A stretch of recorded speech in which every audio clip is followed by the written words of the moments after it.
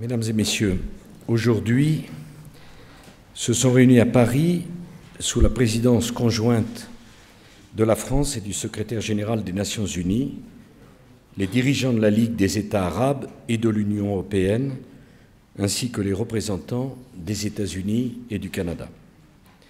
Ensemble, nous avons décidé d'assurer l'application de la résolution du Conseil de sécurité exigeant un cessez-le-feu immédiat et l'arrêt des violences contre les populations civiles en Libye.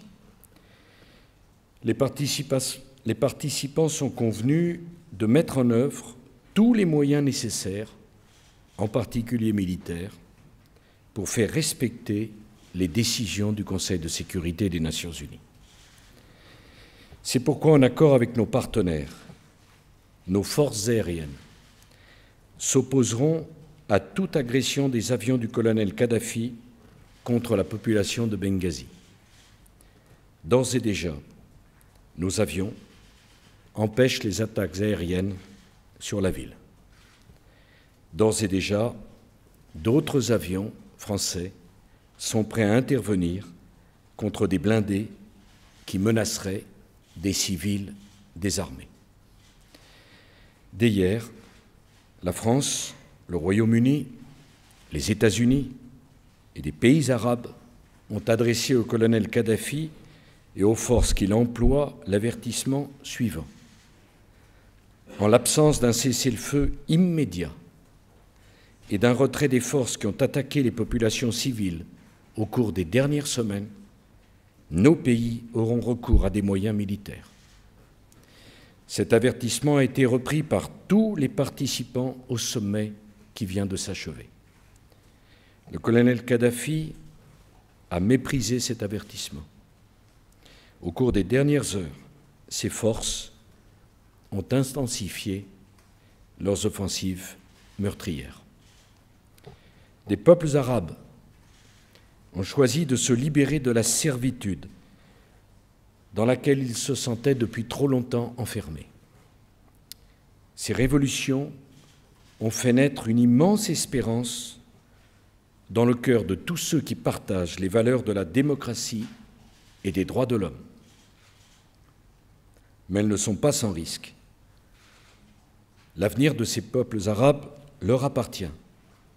Au milieu des difficultés et des épreuves de toutes sortes qu'ils ont à affronter, ces peuples arabes ont besoin de notre aide et de notre soutien. C'est notre devoir. En Libye, une population civile pacifique qui ne réclame rien d'autre que le droit de choisir elle-même son destin se trouve en danger de mort. Nous avons le devoir de répondre à son appel angoissé. L'avenir de la Libye appartient aux Libyens. Nous ne voulons pas décider à leur place. Le combat qu'ils mènent pour leur liberté est le leur.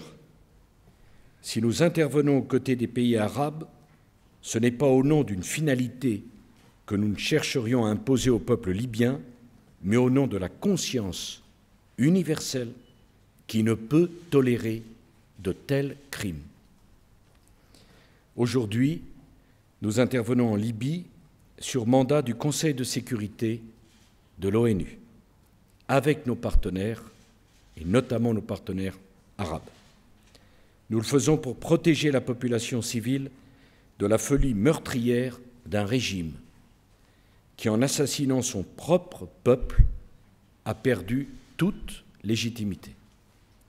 Nous intervenons pour permettre au peuple libyen de choisir lui-même son destin. Il ne saurait être privé de ses droits par la violence et par la terreur.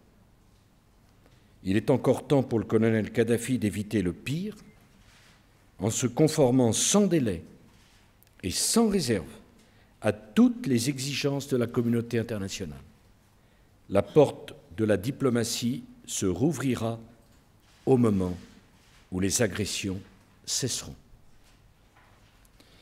Notre détermination est totale.